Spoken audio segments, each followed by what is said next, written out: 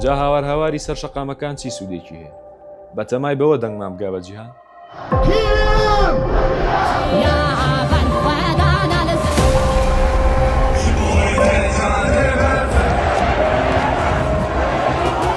ئەوانە و چەندین پرسیاری هاوشێوەی وەک ئەوان قسەی چەند کەسێکن کە دەڵێن نەتەوەی چی بابە؟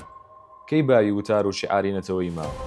با بزانین قسەکانی ئەوان لەکوێدایە و عەرزی واقعی ئەو هاوار هاوارە چیمان پێ دەڵێت. با بزانین ئەم قسانە لە عەرزی واقعدا کاریان پێ دەکرێت و لۆژیکین. با لە واشنتۆنەوە دەست پێ بکەین.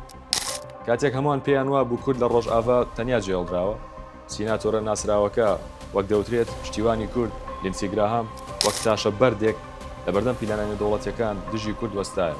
کوردانە تەنها قسەی نەکرد، بەڵکو پرۆژە یاسایەکی مێژووی ئامادە کرد بۆ سەپاندنی سزای توند بەسەر هەر لایەنێک کە هێرش بکاتە سەر کورد و وتی ئێمە کورد جێنایەڵ.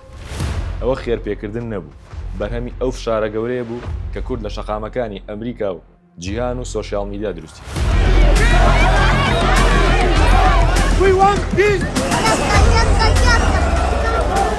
بڕوان نام بەڵگەی.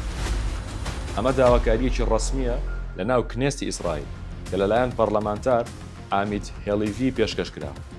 لەم بەڵگەنامەیەدا بەڕوونی نووسراوە ئەوەی بەرامبەر کورد دەکرێت پاکتاوی ڕەگەزی و جینۆساید. پەرلەمانتارەکە هۆشداری دەداتە جیهان و دەڵێت نابێت ڕێگە بدرێت تۆنڕەوەکان جێگەی کوردەکان بگرنەوە و دەبێت هاوکاری بکرێت. ئەوەش وەرچەرخانێکی گەورەیە کە هاوار هاواری شەقام گەیاندوێتە ناو پەرلەمانەکە.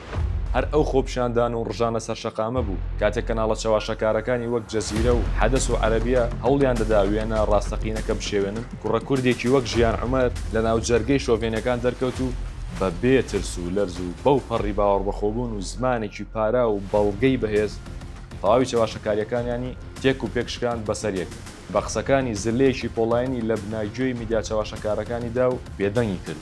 لە یەکێک لە قسەکانیشیدا ئەژنۆی بەرامبەرەکەی شکان. ئەویشەوە بوو کاتێک وێنەی میلیشایەکی دیمەشقی بەرز کردەوە کە کەزی شەڕوانێکی بڕیبووتی. بڕینی کەزی ژنە شەڕوانەکە لەسەر گۆڕی سەلاحەدینی ئەیوبی ڕزگارکەری قودس چاپ دەکەین و پێی دەڵێن نەوەکانی بەنو ئومەیە کەزی نەوەکانی تۆیان بڕی و سوکایەتیان پێ. کەواتە کاتێک دەبینیت گەنجێک لە بەرلین یان منداڵێک لە سلێمانی یان دایکێک لە کۆبانی یان چالاکوانێک لە ئەمریکا یان کوردێک لە باکوور و ڕۆژهەڵات ئاڵایەکی کوردستانی بەرز کردوتەوە و پڕ بە گەروی هاوار دەکات بژی کورد و ڕۆژئاوا مەڵێ سوودی چی؟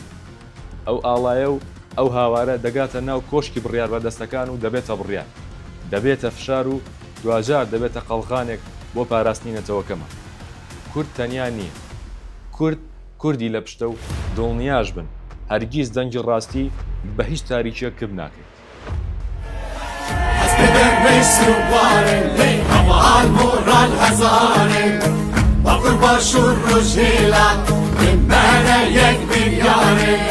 حسب درویش سوارن لی همان مورال هزاره